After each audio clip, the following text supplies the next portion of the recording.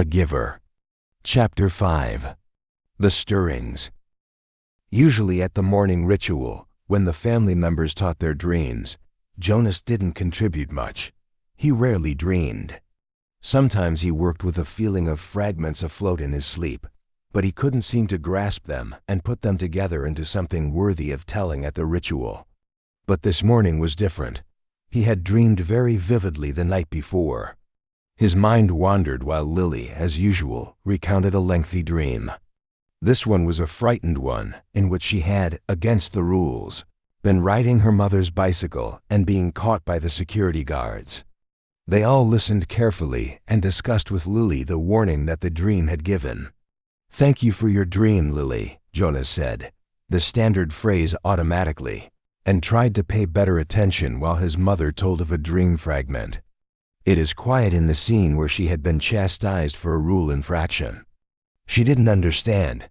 Together they agreed that it probably resulted from her feelings when she had reluctantly dealt punishment to the citizen who had broken the major rules. The second time Father said that he had had no dreams. "Gabe," Father asked, looking down at the basket where the new child lay gurgling after his feeding, ready to be taken back to the nurturing center for the day. They all laughed. Drumtelling begins with threes. If new children dreamed, no one knew. Jonas' mother asked. They always asked, though they knew how rarely Jonas had a dream to tell. "I did dream last night," Jonas told them. He shifted in his chair, frowning. "Good," Father said. "Tell us." "The details aren't clear, really," Jonas explained, trying to recreate the odd dream in his mind.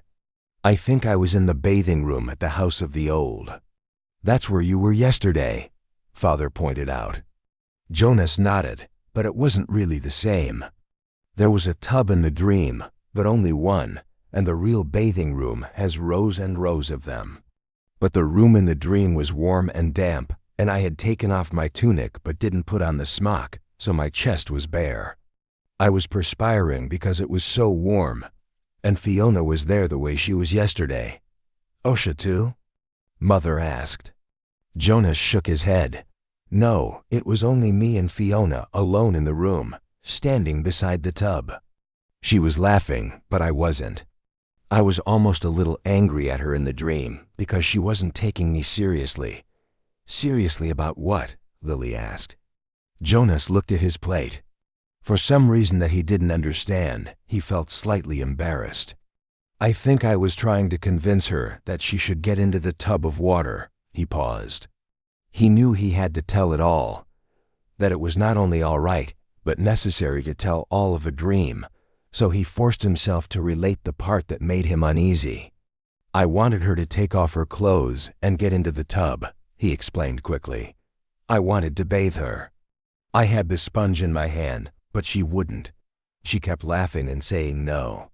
He looked up at his parents. "That's all," he said.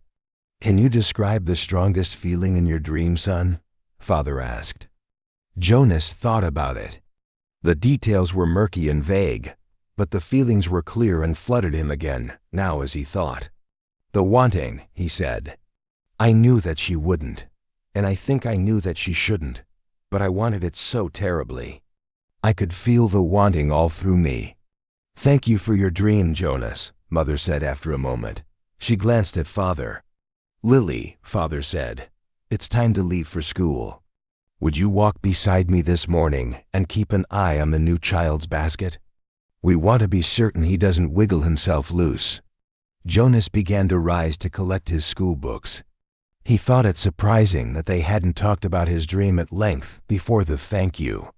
Perhaps they found it as confusing as he had. "Wait, Jonas," Mother said gently. "I'll write an apology to your instructor so that you won't have to speak one for being late." He sank back down into his chair, puzzled. He waved to Father and Lily as they left the dwelling, carrying Gabe in his basket. He watched while Mother tidied the remains of the morning meal. Finally, she sat down beside him at the table. "Jonas," she said with a smile, "the feeling you described as the wanting, it was your first stirrings. Father and I have been expecting it to happen to you. It happens to everyone." It happened to Father when he was your age, and it happened to me. It will happen someday to Lily. And very often, Mother added. It begins with a dream, stirrings. He had heard the word before. He remembered that there was a reference to stirrings.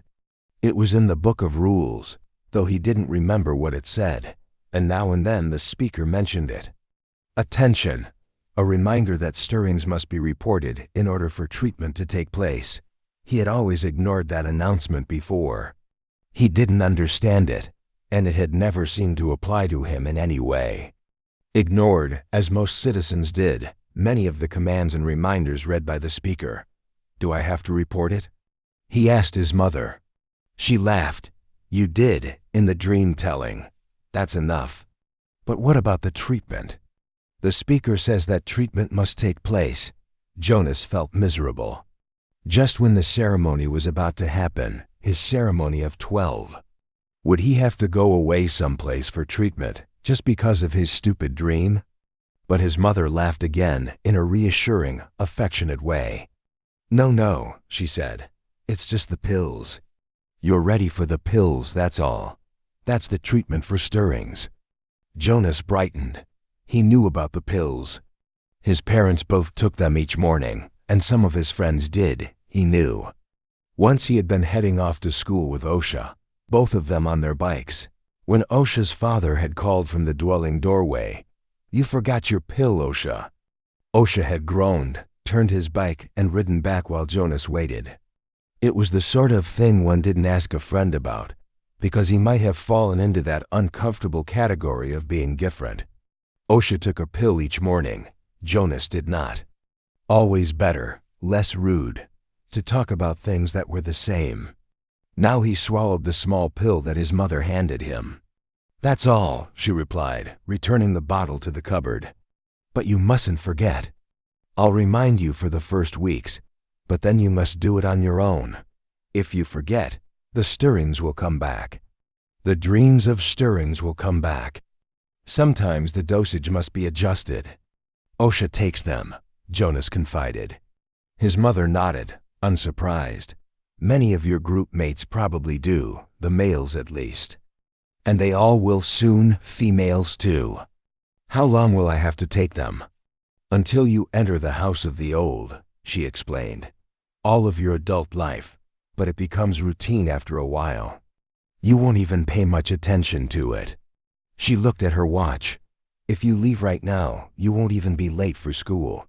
Hurry along. And thank you again, Jonas, she added as he went to the door for your dream. Pedaling rapidly down the path, Jonas felt oddly proud to have joined those who took the pills. For a moment, though, he remembered the dream again. The dream had felt pleasurable, though the feelings were confused. He thought that he had liked the feelings that his mother had called stirrings. He remembered that upon waking, he had wanted to feel the stirrings again. Then in the same way that his own dwelling slipped away behind him as he rounded a corner on his bicycle, the dream slipped away from his thoughts. Very briefly, a little guiltily, he tried to grasp it back, but the feelings had disappeared. The stirrings were gone. Chapter 5. Volunteering at the House of the Old. Discussion. What are the stirrings, and why does the community suppress them? Written activity. Imagine if emotions were controlled in our society. Write about how you think that would affect your life.